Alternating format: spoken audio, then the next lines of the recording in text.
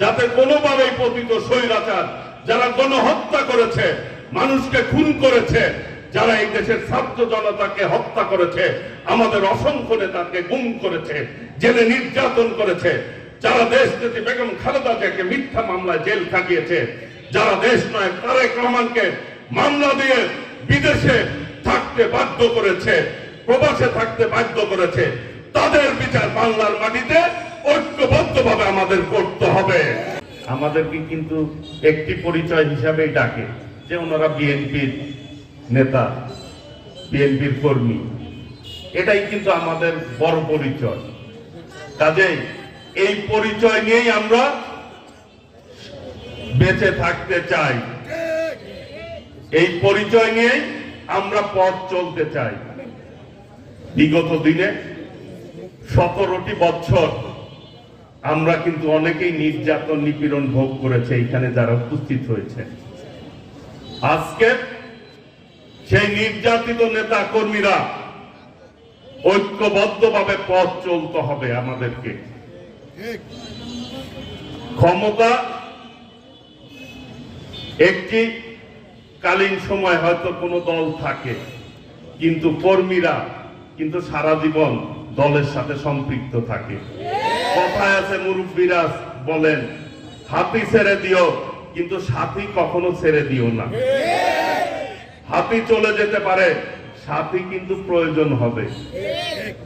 কাজেই আমরা যাতে ভুলে না যাই আমাদের পাশের বন্ধুটিকে, যিনি দুর্দিনে আমাদের সাথে একসাথে রাজপথে আন্দোলন সংগ্রাম করেছে, রাজপথে একসাথে পথ চলেছে, পুলিশের নির্যাতনের শিকার হয়েছে, অনেকেই গুম হয়েছে, অনেকেই আমাদের মাঝখান থেকে কিন্তু হারিয়ে গিয়েছে।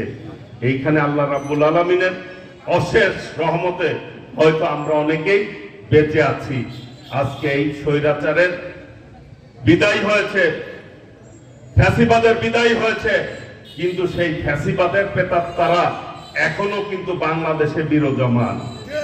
কাজেই তারা যদি সুযোগ খুঁজছে এবং আমাদের মাঝখান দিকেই কিন্তু ঢুকে সুযোগ নেওয়ার চেষ্টা করবে।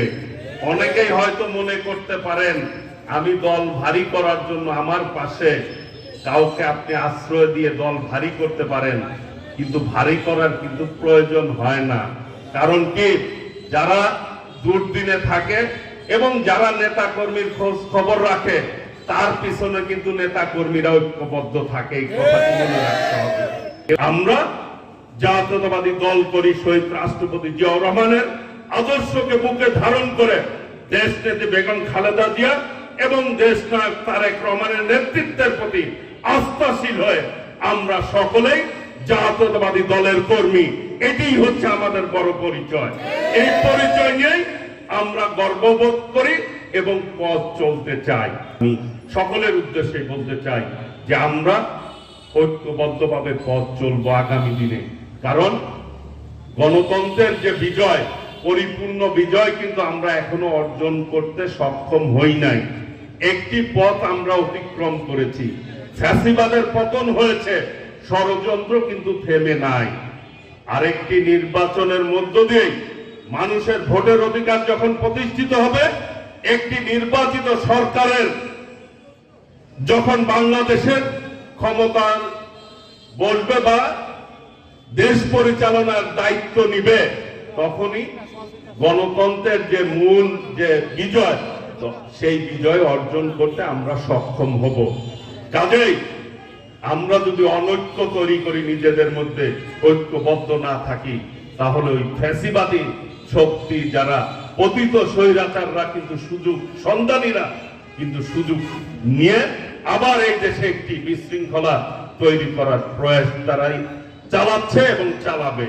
সেই ব্যাপারে আমাদের সজাগ থাকতে হবে, সতর্ক থাকতে হবে, যাতে কোনোভাবেই পতিত স্বৈরাচার যারা গণহত্যা করেছে, মানুষকে খুন করেছে, যারা এই দেশের ছাত্র জনতাকে হত্যা করেছে, আমাদের অসংখ্য নেতাকে গুম করেছে, জেলে নির্যাতন করেছে, যারা দেশনেত্রী বেগম খালেদা জিয়াকে মিথ্যা মামলায় জেল খাটিয়েছে, যারা দেশ নায়ক তারেক রহমানকে মামলা দিয়ে বিদেশে থাকতে বাধ্য করেছে, প্রবাসে থাকতে বাধ্য করেছে, তাদের বিচার বাংলার মাটিতে ঐক্যবদ্ধভাবে আমাদের করতে হবে। রহমান যেটি চায়, একটি গণতান্ত্রিক বাংলাদেশ, সৌহার্দ্যপূর্ণ বাংলাদেশ, সহমর্মিতার পূর্ণ বাংলাদেশ, সহযোগিতাপূর্ণ বাংলাদেশ চায়, যেই বাংলাদেশে থাকবে না কোনো বিশৃঙ্খলা, কোনো হানাহানি, সকলে এক এবং ঐক্যবদ্ধভাবে আমরা পথ চলবো।